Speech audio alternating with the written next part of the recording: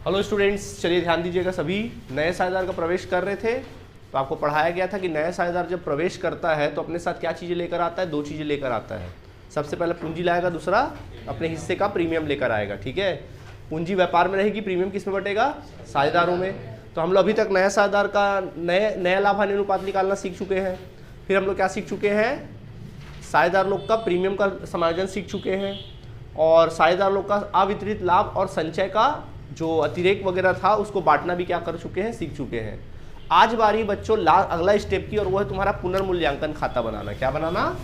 पुनर्मूल्यांकन। क्या खाना बनाना? पुनर्मूल्यांकन करना। पुनर्मूल्यांकन, फर्म का पुनर्मूल्यांकन। आज हम क्या देखने वाले हैं? फर्म का पुनर्मूल्यांकन सीखने वाले हैं। फर्म का पुनर्मूल्यांकन। देखिए होता क्या है, जब दो साझेदार आपस में व्यापार कर रहे होते हैं और एक नया साझेदार जब प्रवेश करता है तो ये दो साझेदार आपस में व्यापार करते, कई सालों से व्यापार कर रहे थे, तो जो भी संपत्ति के मूल्य में बढ़ोतरी हुई होगी, ये अच्छी बात है बुरी बात है?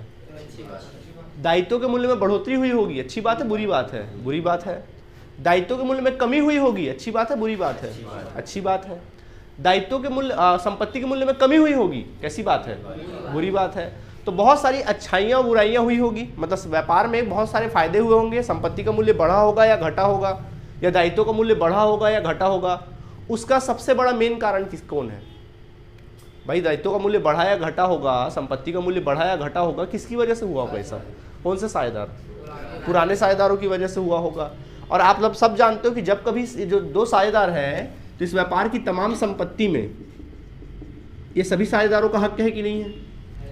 मतलब जैसी वो मालिक है, जैसे कि आपने पढ़ा है कॉन्सेप्ट में कि जो भी मालिक होता है व्यापार का, तो जब व्यापार करता है तो व्यापार का मालिक, अगर आप व्यापार के मालिक बनते हो तो तमाम संपत्ति आपके, तो तमाम दायित्व भी आपके। तो अभी तक के संपत्ति और दायित्व पे किसका अधिकार है? अभी नया आएगा तो उसका भी अधिकार हो जाएगा कि नहीं हो जाएगा? तो भाई अभी संपत्ति और दायित्व का मूल्य अगर बढ़ा होगा तो किसकी वजह से बढ़ा होगा, और घटा होगा तो किसकी वजह से घटा होगा? तो जब नया साझेदार उसमें अधिकारी बनेगा तो यार वो अगर लाभ हुआ होगा तो उसका हक किसका है? तो भैया नया के उसमें हकदार हो, सही बात है। और अगर हानि हुआ होगा तो उसका भी टेंशन किसका है? तो भैया नया कौन हकदार हो। तो वही चीज होता है कि नए साझेदार के आने के पहले व्यापार के तमाम संपत्ति और दायित्वों का क्या किया जाता है? पुनर्मूल्यांकन किया जाता है। समझ आया? और जो भी उसमें लाभ आएगा उस लाभ को पुराने साझेदार आपस में क्या कर लेते हैं? बांट लेते हैं उसके आने से पहले पुराने अनुपात में। और जो भी हानि आएगा उसको भी आपस में क्या कर लेते हैं? बांट लेते हैं। आई बात समझ में कि नहीं आई? इस प्रकार से क्या कर लेते हैं? बांट लेते हैं और कहानी क्या हो जाती है? खत्म हो जाती है। इसको बोलते हैं पुनर्मूल्यांकन। क्या बोलते हैं? पुनर्मूल्यांकन। समझ में आया कि नहीं आया? तो कभी भी अब मैं तुमको जर्नल एंट्री करने का ट्रिक दे रहा हूँ, ठीक है? कभी भी याद रखना, अगर आपने फर्म का पुनर्मूल्यांकन किया और ऐसा कोई भी लेन देन जिसमें आपको लगे कि मुझे पुनर्मूल्यांकन में लाभ हो रहा है, क्या हो रहा है पुनर्मूल्यांकन में? लाभ। तो बेटा पुनर्मूल्यांकन को क्या कर देना पता है? तब वहां पुनर्मूल्यांकन जो होगा ना वो खाता समाकलन होगा। पुनर्मूल्यांकन खाता क्या होगा? ऑलवेज समाकलन। अगर आपको लगे कि इस लेन देन में पुनर्मूल्यांकन में मेरे को लाभ हो रहा है तो याद रखना जर्नल एंट्री पुनर्मूल्यांकन खाता क्या करोगे? समाकलन करोगे। समझ में आया? और अगर हानि हो रहा होगा, अगर आपको लगे आपने कुछ पुनर्मूल्यांकन किया है और आपको लगे कि अरे यहाँ तो हानि हो रहा है, तो पुनर्मूल्यांकन खाता क्या होगा वहां पर? विकलन। पुनर्मूल्यांकन खाता विकलन करोगे और सामने वाले को समाकलन कर दोगे। पुनर्मूल्यांकन खाता क्या करोगे? विकलन, सामने वाले को समाकलन कर दोगे। समझ आया कि नहीं आया? ठीक। अब आप बोलोगे सर वो कौन कौन से कारण है जिसकी वजह से पुनर्मूल्यांकन में लाभ होता है हम लोगों को? तो बेटा कारण क्या क्या है चलो हम बताते हैं। सबसे पहला कारण है संपत्तियों के मूल्य में वृद्धि। संपत्ति के मूल्य में क्या? वृद्धि।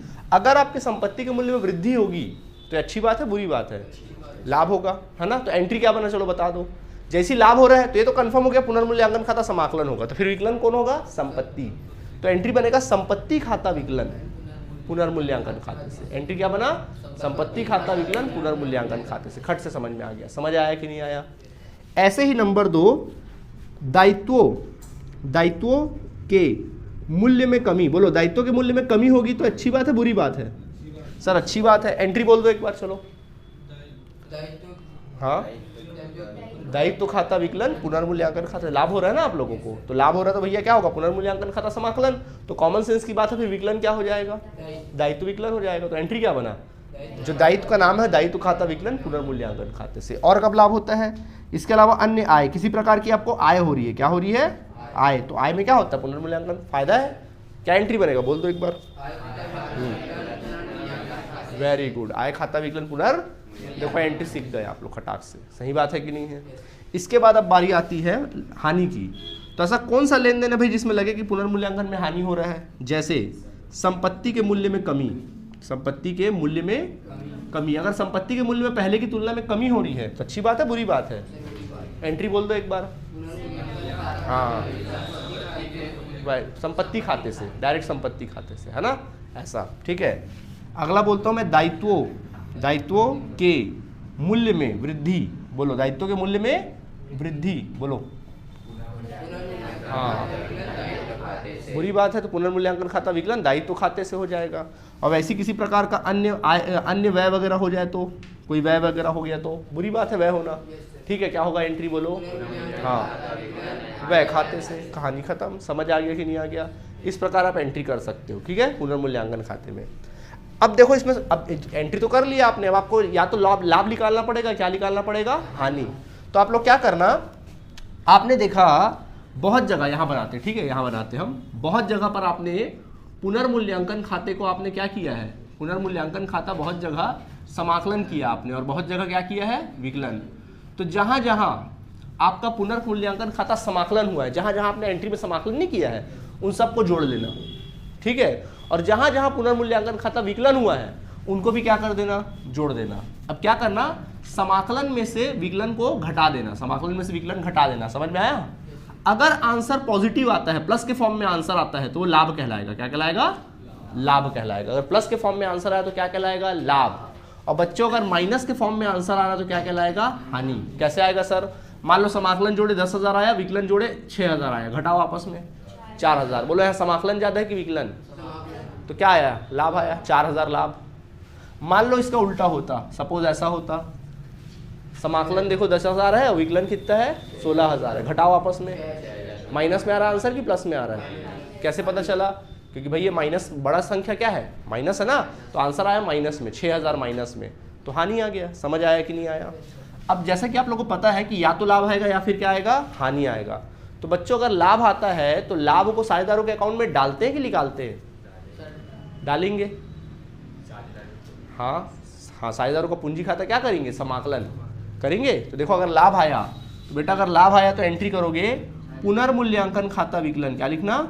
पुनर्मूल्यांकन खाता विकलन, ठीक है। और ये पैसा किसके अकाउंट में जाएगा? कौन से साझेदार? सभी पुराने साझेदार, बिल्कुल पुराने साझेदारों के पूंजी खाते से, पुराने साझेदारों के पूंजी खाते से। आया बात समझ में कि नहीं आया?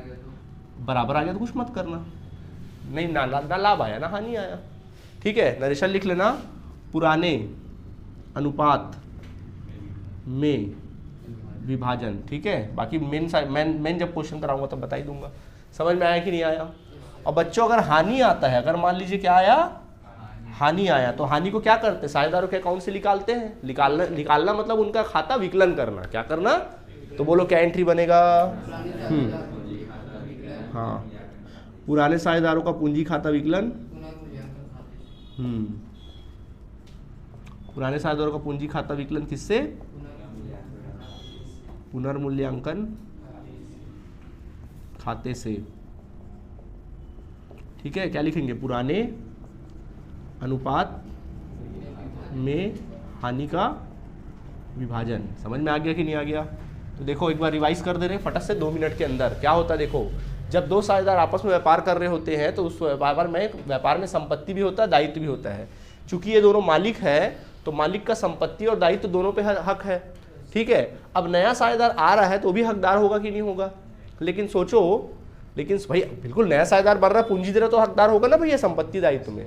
लेकिन सोचो इससे पहले तो संपत्ति के मालिक और दायित्व ये दोनों थे, तो संपत्ति का मूल्य बढ़ा होगा या घटा होगा, उसके कारण किसके कारण हुआ होगा? तो जो फायदा है वो भी इनका और नुकसान भी है वो भी इनका। तो इसके आने के पहले लोग क्या करेंगे? संपत्ति और दायित्व का पुनर्मूल्यांकन करेंगे। उसमें लाभ होगा तो आपस में बांट लेंगे, हानि होगा तो भी आपस में क्या कर लेंगे? बांट लेंगे। समझ आया कि नहीं आया? तो वो कौन कौन से कारण है जिसमें आपको पता चलेगा कि यहाँ पर आपको लाभ हो रहा है पुनर्मूल्यांकन में? संपत्ति का आपने पुनर्मूल्यांकन किया, मान लीजिए आपको क्या हुई? वृद्धि हुई। अच्छी बात है बुरी बात है? अच्छी बात है, ठीक है। तो पुनर्मूल्यांकन में लाभ हुआ। दायित्व के मूल्य में कमी हुई, लाभ हुआ। कोई भी अन्य आय व्यय हुआ, आय हुआ, क्या हुआ, लाभ हो गया। और लाभ में जब भी लाभ होगा पुनर्मूल्यांकन खाता ऑलवेज समाकलन होगा। क्या होगा, समाकलन। दिमाग में बैठा दो, सामने वाला विकलन होगा। ठीक, वैसे ही हानि अगर होता है तो पुनर्मूल्यांकन खाता ऑलवेज क्या होगा, विकलन होगा। और हानि किन किन कारणों से हो सकता है, संपत्ति के मूल्य में कमी होगा, दायित्व के मूल्य में वृद्धि होगा, या कोई भी अन्य व्यय होगा। रटने की बात नहीं है, सोचने की बात है। ऐसा कोई भी समाचार जो आपके कान को सुकून दे रहा है, समझ जाओ भैया क्या है, पुनर्मूल्यांकन खाता क्या है, समाकलन है। और अगर आपको टेंशन पैदा कर रहा है तो क्या है फिर भैया, विकलन है। बात खत्म है यहाँ पे। इतना तो समझ सकते हो ना, इतनी समझदारी तो है, कोई दिक्कत। अब सवाल उठता है सर वो कौन सा अमाउंट लिखेंगे यहाँ पे, अमाउंट कौन सा आएगा, अमाउंट कौन सा आएगा। अब आप लोग से पूछता हूँ कौन सा अमाउंट आएगा, बताना। ठीक है, मान लो कोई संपत्ति जैसे फर्नीचर ही है। अब फर्नीचर का पुराना मूल्य यहाँ लिखते हैं। मान लीजिए कोई संपत्ति है, अब फर्नीचर है। अब मान लीजिए फर्नीचर का पुराना मूल्य 4,000 रुपये है। ठीक है, पुराना मूल्य है 4,000 रुपये, और अभी फर्नीचर का नया मूल्य जो है ना वो है 5,000 रुपये। बोलो फायदा कि नुकसान, फायदा कितने का। तो जब एंट्री करोगे, इसका एंट्री क्या होगा ये थोड़ा बता दो।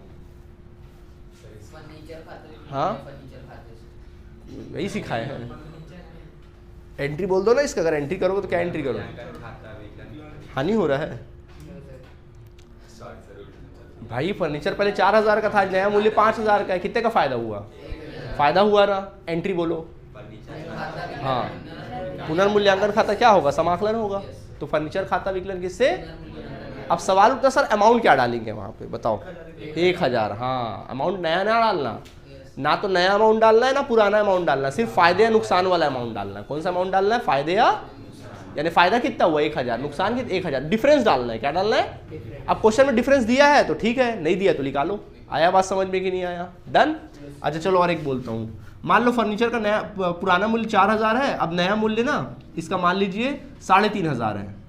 बोल अच्छी बात बुरी बात, कितने रुपए की बुरी बात, 500 की। एंट्री बोल डालो। हाँ, अरे वाह आप लोग तो बहुत होशियार हो, सीख गए। 500 रुपये और 500 रुपये, समझ आया कि नहीं आया, कोई दिक्कत। चलिए नोट करिए, फिर बात करते हैं। ओके बच्चे लोग, चलो देखो अब क्या होता है। हालांकि देखो ज़्यादातर आपके एग्जाम में जर्नल एंट्री बनाने को नहीं आएगी पुनर्मूल्यांकन संबंधित, ज़्यादातर आपके एग्जाम में बनाने को आएगा, जनरली जो ज़्यादातर बनाने को आता है वो आएगा तुम लोगों का पुनर्मूल्यांकन खाता। क्या बनाने को आएगा, पुनर्मूल्यांकन खाता बनाने को आएगा। ठीक है, तो पुनर्मूल्यांकन खाते का ये प्रारूप मैं तुम लोगों को समझा देता हूँ। चलो, तो ये आपका पुनर्मूल्यांकन खाते का प्रारूप है इस तरह से। ठीक, ये समाकलन पक्ष है और ये तुम्हारा कौन सा पक्ष है, विकलन पक्ष है। ठीक है, देखिए तो अब विवरण है, ये आपका विवरण का कॉलम है, ये आपके राशि का कॉलम है, ये आपके विवरण का कॉलम है, और ये आपके राशि का कॉलम है। डन। चलो देखो, जैसा कि आपको पता है कोई भी अच्छी बात मिलेगी, अच्छी खबर मिलेगी तो पुनर्मूल्यांकन खाता क्या होता है, तो समाकलन पक्ष में एंट्री कर देना। कोई बुरी खबर मिलेगी तो विकलन में। चलो मैं आपको बोलता हूँ, संपत्ति के मूल्य में वृद्धि, बताओ समाकलन। तो संपत्ति के मूल्य में वृद्धि, संपत्ति के मूल्य में वृद्धि अगर होती है, संपत्ति में वृद्धि, अगर संपत्ति के मूल्य में वृद्धि हो रही है तो क्या लिखेंगे, समाकलन साइड में लिख देना उसकी एंट्री। समझ में आ गया, संपत्ति खाता को करके। अच्छा, दायित्व के मूल्य में वृद्धि, विकलन में। भाई दायित्व बढ़ रहा है, बुरी बात है, किस साइड, विकलन में। दायित्व में वृद्धि क्या लिखेंगे, दायित्वों में वृद्धि अगर होगी तो विकलन पक्ष में एंट्री करना। समझ में आ गया। चलो इसके बाद संपत्ति के मूल्य में कमी, बताओ। हाँ जी, विकलन। संपत्ति के मूल्य में कमी, संपत्ति में कमी हो गई उसके मूल्य में तो विकलन पक्ष में। अच्छा, दायित्व के मूल्य में कमी, समाकलन में, बिल्कुल। तो दायित्वों में कमी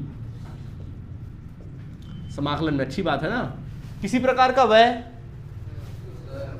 विकलन में, बिल्कुल। व्यय, अगर कोई भी व्यय वगैरह है तो, कोई भी आय समाकलन में। ठीक है, ऐसा लिख देना आय को। ओके, अब क्या करना है, जैसे कि आपको पता है खाता बही बंद करते हैं, खाता बही बंद करो, समाकलन जोड़ना, विकलन घटाना।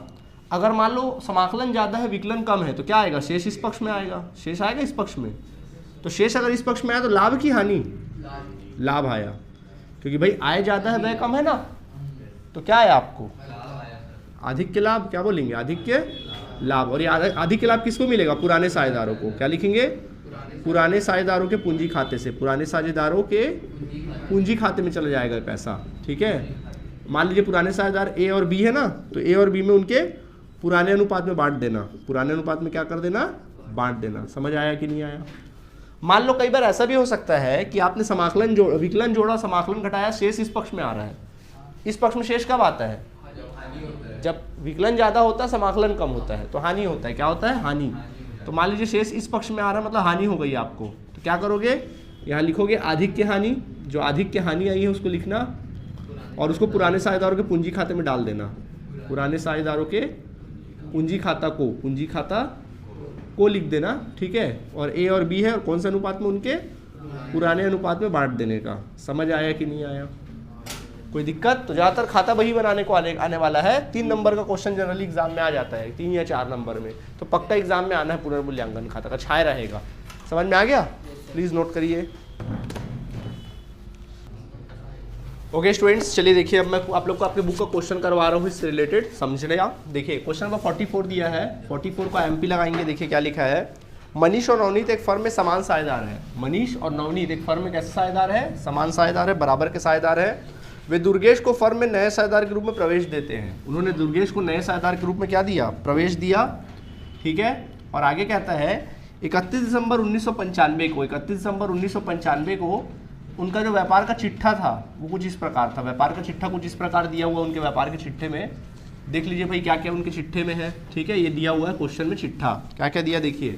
पहला दायित्व पक्ष है और दूसरा राशि है, तीसरा यहाँ पे संपत्ति पक्ष है और यहाँ पर क्या है? राशि है। देखिए दायित्व में इनके पास लेनदार के नाम पे, दायित्व में लेनदार के नाम पे इनके पास 1000 रुपये था। फिर देवी पत्र के नाम पे इनके पास 1000 रुपये था। जबकि पूंजी के नाम पे मनीष और नवनीत दोनों का पूंजी के नाम पे 1700 और 1200 रुपये था, ठीक है। दोनों को ऐड करेंगे 2900 इनका टोटल पूंजी था, ठीक है। संपत्ति के नाम पे इनके पास रोकड़ था 600 रुपये का, संपत्ति के नाम पे रोकड़ था 600 रुपये का। देनदार था इनके व्यापार में कुछ 1500 रुपये के। इसके बाद स्कंद था इनके व्यापार में 1400 रुपये का स्कंद था। एंड देन फिर फर्नीचर था 400 रुपये का फर्नीचर था। और फाइनली इनके पास मशीनरी था 1000 रुपये का, क्या था? मशीनरी था। ये इनके चिट्ठे का परिस्थिति था, ठीक है। ये चिट्ठा था इस प्रकार से। अब क्या बोल रहा है? दुर्गेश के प्रवेश में निम्न समायोजन किए गए। जब दुर्गेश आया तो उसके निम्न समायोजन किए गए दुर्गेश के प्रवेश पर। क्या क्या समायोजन है? पहला, संदिग्ध ऋण के लिए 300 रुपये का प्रावधान करना है। नंबर 1 कहता है कि संदिग्ध ऋण के लिए 300 रुपये का प्रावधान करना है। इस लाइन का मतलब समझ में आया तुम लोग को? संदिग्ध ऋण का मतलब क्या होता है? पैसा डूबत ऋण, पैसा डूबना।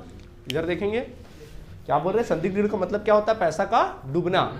और प्रावधान का मतलब होता है डूबने की संभावना है। तो बोल रहा है कि संदिग्ध ऋण के लिए 300 रुपये डूबने की संभावना है। अच्छी बात है, बुरी बात है?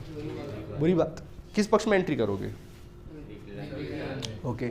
फर्नीचर 250 रुपये पर पुनर्मूल्यांकित करना है। क्या बोल रहा है कि फर्नीचर 250 रुपये पर पुनर्मूल्यांकित करना है। 250 रुपये पर पुनर्मूल्यांकित करना है, मतलब इसका नया मूल्य दिया है। क्या दिया है? नया मूल्य 250 रुपये दिया है। तो देखो पुराना मूल्य कितना था फर्नीचर का? पहले 400, आज कितना है? 250। बढ़ गया घट गया? बुरी बात, ठीक है। आगे देखें, विनियोग 400 रुपये जो चिट्ठे में दर्शाया नहीं था, अब दर्शाना है। बोल रहा है कि एक विनियोग आया, अचानक से विनियोग पैदा हो गया कितने का? 400 रुपये का, जो चिट्ठे में नहीं था। देखो विनियोग होता क्या है? संपत्ति होता है, दायित्व होता है? संपत्ति होता है। विनियोग संपत्ति में देखो नहीं दिख रहा कहीं पर। अब बोल रहा है कि अचानक से आ गया विनियोग 400 रुपये का। अच्छी बात है, बुरी बात है? भाई संपत्ति अचानक पता चल गया, भाई पता चला अंश के दादाजी कुछ जमीन वमीन छोड़ गए थे, सडनली अभी पता चला, तो अच्छी बात है बुरी बात है? अच्छी बात है ना भाई, खुश हो जाएगा। देखो चेहरे में अभी से रौनक आ गया उसमें, समझ में आया? तो क्या है ये? अच्छी बात है। क्या है ये? अच्छी बात है। समाकलन क्या होगा? समाकलन। ओके। अच्छा, इसके अलावा बोल रहा है कि दुर्गेश पूंजी के 1000 रुपये और ख्याति के 1000 रुपये लाता है। इसके अलावा दुर्गेश जो आता है ना, वो पूंजी के कितना लाता है? 1000 रुपये लेकर आता है, और ख्याति यानी कि प्रीमियम का कितना लेकर आता है? 1000 रुपये लाता है बोल रहा है।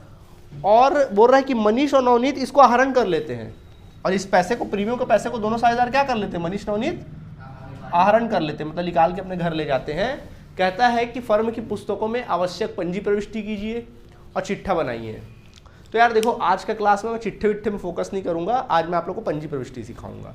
तो कंप्लीट पंजी प्रविष्टि करनी है, करें पंजी प्रविष्टि। चलिए सबका ध्यान बोर्ड की तरफ। तो देखो पंजी प्रविष्टि करने से पहले आप क्या करो, एक वर्किंग नोट करो और देखो कि पुनर्मूल्यांकन खाता में आपको लाभ हुआ है कि हानि हुआ है। ठीक है, तो आप क्या करो, एक वर्किंग नोट करना यहाँ पे अलग से, और देखो कहीं पर हो सकता है कहीं कहीं पर पुनर्मूल्यांकन में क्या हुआ हो, आपको फायदा हुआ हो यानी समाकलन हुआ हो, कहाँ कहाँ, और कहीं कहीं पुनर्मूल्यांकन खाता क्या हुआ होगा, विकलन यानी कि हानि हुआ होगा, है कि नहीं, विकलन मतलब हानि हुआ होगा। चलो पढ़ते हैं अपन लोग। ठीक है, पहला देखो, संदिग्ध ऋण के लिए 300 रुपये का प्रावधान करना है। अच्छी बात बुरी बात, बुरी बात, कैसी बात, बुरी बात। तो संदिग्ध ऋण विकलन में लिखेंगे समाकलन में लिखेंगे, विकलन में, तो लिखना संदिग्ध ऋण प्रावधान कितना रुपया, 300 रुपये लिख डालना। ठीक है, उसके बाद फर्नीचर 250 रुपये पर पुनर्मूल्यांकित किया गया। अच्छी बात बुरी बात, पहले फर्नीचर 400 का था, आज कितने का है, 250 रुपये का। बुरी बात हुई, कितने की बुरी बात हुई, 250 की बुरी बात हुई। 150 भैया घटा लो ना, 400 में 250 घटाओ, कितना कमी आया, 150। तो कौन से कॉलम में लिखेंगे, विकलन में लिखेंगे ना। फर्नीचर में कमी कितना रुपया, 150 रुपये ऐसा लिख देना, समझ आया। इसके पश्चात विनियोग 400 है। अच्छी बात बुरी बात, भाई विनियोग पहले कुछ भी नहीं था, अचानक 400 आया, तो फायदा कितने का, पूरे 400 का, तो पूरा 400, तो लिख दो विनियोग फायदा वाले कॉलम में कितना, 400। और कहीं पुनर्मूल्यांकन की कहानी हुई तो देखो क्या करोगे, समाकलन का टोटल कर लोगे। तो देखो बच्चों, समाकलन का टोटल कितना आया और विकलन का टोटल कर लो 450। मैंने क्या सिखाया था कि समाकलन में से विकलन को घटाना।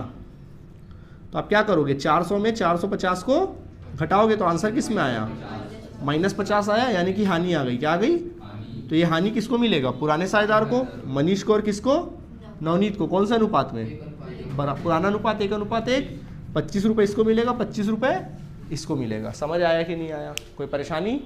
अब एंट्री कर दें, चलो फटाफट एंट्री करते। सोचिए, सबसे पहला एंट्री याद है, लास्ट क्लास में पढ़े थे हम लोग, नया साझेदार आता है अपने साथ 2 चीज़ लेकर आता है, स्टेप याद करो। नया साझेदार आता है अपने साथ 2 चीज़ लाता है, रोकड़ पूंजी लाता है और ख्याति लेकर आता है। बोलो बच्चों क्या एंट्री बनेगा, डेट क्या रहेगा बताओ, 1 जनवरी 1996 ना, क्योंकि चिट्ठा दिया 31 दिसंबर 1995 का, तो नए साल में आता है ना 1 जनवरी 1996। तो बोलो क्या एंट्री बनेगा, रोकड़ खाता विकलन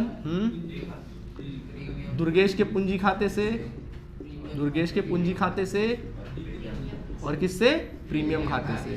कितना कितना लाया, 1000 पूंजी का लाया, 1000 प्रीमियम का, कुल मिला के 2000 लाया। नरेशन लिख पाओगे, ओके। अभी प्रीमियम का क्या करें, अगला स्टेप बांट देंगे। चलो बच्चों बांट दो, क्या एंट्री बनेगा, हाँ प्रीमियम खाता विकलन, हाँ प्रीमियम खाता विकलन करेंगे, बिल्कुल मनीष के पूंजी खाते से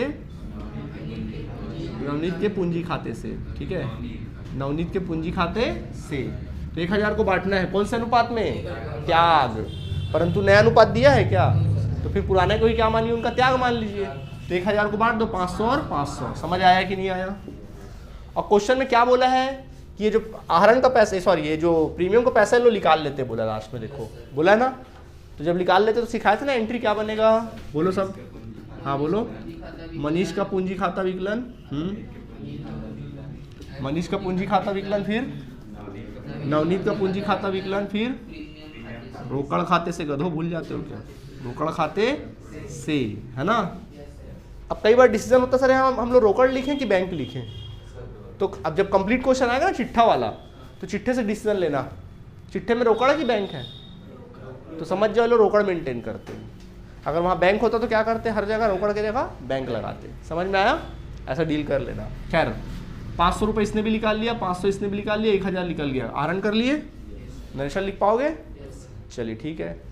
अब अपना काम खत्म यहाँ तक का। अब मेन काम क्या है, पुनर्मूल्यांकन। क्या है, तो देखो बच्चों पुनर्मूल्यांकन कहीं कहीं पे देखो समाकलन हुआ, कहीं कहीं पे विकलन हुआ है। कर दे एंट्री, तो देखो इसकी एंट्री क्या बनेगी बताओ, विनियोग वाले की, हाँ इसकी एंट्री बनेगी विनियोग खाता विकलन। क्या लिखेंगे, विनियोग खाता विकलन, हाँ जी बिल्कुल, पुनर्मूल्यांकन खाते से, पुनर्मूल्यांकन खाते से। नरेशन लिखना संपत्तियों के मूल्य में वृद्धि, संपत्तियों के मूल्य में वृद्धि, संपत्ति के मूल्य में क्या हुआ, वृद्धि। आया बात समझ में कि नहीं आया, या पुनर्मूल्यांकन में वृद्धि लिख सकते हैं। ठीक है, कितना रुपए का वृद्धि हुआ, 400 और कितना 400। अच्छा यहाँ पर देखो क्या हुआ है, हानि हुआ है। एंट्री बोल पाओगे, बोलो क्या होगा, पुनर्मूल्यांकन खाता विकलन संदिग्ध ऋण प्रावधान से और फर्नीचर खाते से। सिखाया था ना, हानि पुनर्मूल्यांकन खाता हमेशा विकलन होगा, सामने वाला समाकलन। तो एंट्री क्या बना बोलो? हाँ हाँ, पुनर्मूल्यांकन खाता विकलन किससे? संदिग्ध ऋण प्रावधान खाते से, संदिग्ध ऋण प्रावधान खाते से, प्रावधान खाते से, फिर फर्नीचर खाते से। किससे? फर्नीचर खाते से। आई बात समझ में कि नहीं आई? ठीक है, कितना रुपया? इसमें 300 रुपया, इसमें 150 रुपया, टोटल मिला कितना? 450 रुपया। ठीक है, लिखेंगे संपत्ति के मूल्य में कमी, संपत्ति के मूल्य में कमी होने पर, में कमी। ठीक है, ऐसा लिख सकते हैं। ओके कि ओके और नॉट? ठीक है, कोई परेशानी? क्वेश्चन लिख चुके हो? क्वेश्चन तो बुक में दिए ही ना। 44 नंबर है ना, मिटा दूँ चलेगा? मिटा दूँ? चलो, क्वेश्चन की आवश्यकता तो नहीं ना अभी अपने को, मिटा दे रहा हूँ मैं क्वेश्चन को। क्वेश्चन तो लिख चुके हैं ना हम लोग भाई, क्वेश्चन तो बुक में लिखा है ना। ठीक है, देखो अब देखिए, अब क्या करेंगे हम लोग यहाँ पर? तो देखो नेक्स्ट एंट्री बढ़ गया। अब पुनर्मूल्यांकन में हानि हुआ ना, तो हानि को क्या करेंगे बताओ? हानि की एंट्री क्या बनती है? 25 रुपये को उनके अकाउंट में निकालेंगे, डाल देंगे? क्या एंट्री बनेगा? एम का पूंजी खाता विकलन, एम का पूंजी खाता विकलन, फिर एन का पूंजी खाता विकलन। किससे? रोकड़ से। क्यों भैया? पुनर्मूल्यांकन खाते से। पुनर्मूल्यांकन सिखाया ना, देखो अभी एंट्री में देखो, पुनर्मूल्यांकन खाते से, पुनर्मूल्यांकन खाते से। आया बात समझ में कि नहीं आया? ठीक है, कितना रुपया? 25 रुपया, 25 रुपया और 50 रुपया। नरेशन लिखना पुनर्मूल्यांकन, नरेशन लिखना पुनर्मूल्यांकन में हानि का साझेदारों, पुनर्मूल्यांकन में हानि का पुराने साझेदारों में पुराने अनुपात 1:1 में विभाजन। समझ में आ गया कि नहीं आ गया? ओके, इसके बाद और कोई एंट्री करनी पड़ेगी? नहीं सर, नहीं करनी पड़ेगी। समझ आया कि नहीं आया? पंजी प्रविष्टि बोला था इसमें करने के लिए, कर दिया हम लोगों ने। समझ में आया नहीं आया? अच्छे से आ गया? चलिए, कोई दिक्कत? इसके बाद देखो, खैर इसमें पंजी प्रविष्टि बोला था मैंने, कर दिया। चिट्ठे में भी फोकस नहीं करूंगा। चलो मैं एक और बता देता हूँ, पुनर्मूल्यांकन खाता, क्योंकि ज़्यादातर एग्जाम में पंजी प्रविष्टि कम देता है, पुनर्मूल्यांकन खाता बनाने को क्या देता है? ज़्यादा देता है। तो देखो, अगर हम लोग क्या बनाएंगे? पुनर्मूल्यांकन खाता बनाएंगे, तो भी बना के दिखा देते हैं। तो देखो, ये प्रारूप बन गया आपका पुनर्मूल्यांकन खाते का। ठीक है, ये हो गया पुनर्मूल्यांकन खाते का प्रारूप। ठीक है, ये विकलन पक्ष है और ये समाकलन। जैसा कि आपको पता है, ये विवरण राशि और ये भी विवरण और राशि। चलो बोलो, अच्छी खबर समाकलन में, बुरी खबर? तो देखो निकाले हो ना अभी, अच्छी खबर बुरी खबर। बोलो, विनियोग 400 रुपये से फायदा हुआ था, बताओ किस साइड? समाकलन में। समाकलन में लिखना बच्चों विनियोग खाता को, क्या लिखोगे? विनियोग खाता को। कितना रुपए लिखोगे? 400 रुपया। समझ आया? फिर बोलो, इधर हानि हुआ है, तो बोलो इसको किस पक्ष में लिखूं? तो विकलन में लिखूंगा संदिग्ध ऋण खाते से। क्या लिखेंगे? संदिग्ध ऋण, संदिग्ध ऋण प्रावधान खाते से। कितना रुपया? 300 रुपया। और देखो ये फर्नीचर में कमी आई ना, इसकी भी एंट्री कहाँ होगी? विकलन में। तो लिखेंगे फर्नीचर खाते से। क्या लिखना? फर्नीचर खाते से। नहीं आया समझ में? अच्छी खबर समाकलन, बुरी खबर विकलन में, है ना? कितना रुपया? 150। और कुछ था इसके अलावा? तो बस खाता बंद करो। तो खाता को बराबर से बंद करो और टोटल करो। चलो, क्या लग रहा है? टोटल किधर का ज़्यादा लग रहा है? देखो, विकलन का 450, समाकलन का भी 400 हो रहा, तो 450। डिफरेंस कितने का आ रहा है? क्या बोलेंगे इसको? आधिक्य हानि, आधिक्य हानि। क्या लिखेंगे? किसको किसको मिलेगा? एम को और एन को। 25-25 बांट दो पुराने अनुपात में, बन गया पुनर्मूल्यांकन खाता। मिल गया 3 नंबर। हालांकि क्वेश्चन 4 नंबर के लायक है, लेकिन सिर्फ पुनर्मूल्यांकन कई बार लिखने को देता है, तो 3 नंबर का देता है। समझ में आया कि नहीं आया? बन जाएगा? कोई परेशानी, कोई दिक्कत? ठीक है, तो आज हमने क्या सीखा? पुनर्मूल्यांकन खाता। अब होमवर्क क्या है सुन लो। ये जो मैंने क्वेश्चन दिया है उसके सारे अमाउंट को डबल कर लोगे और ये होमवर्क बना के लाओगे, हम चेक करेंगे। समझ में आ गया? क्वेश्चन नंबर 44 आपके बुक का दुर्गेश और मनीष नवनीत वाला क्वेश्चन होगा, अमाउंट को डबल कर लेना। ठीक है, मेन क्वेश्चन कल से करेंगे। कॉन्सेप्ट समझ में आया कि नहीं आया? ठीक है, थैंक यू।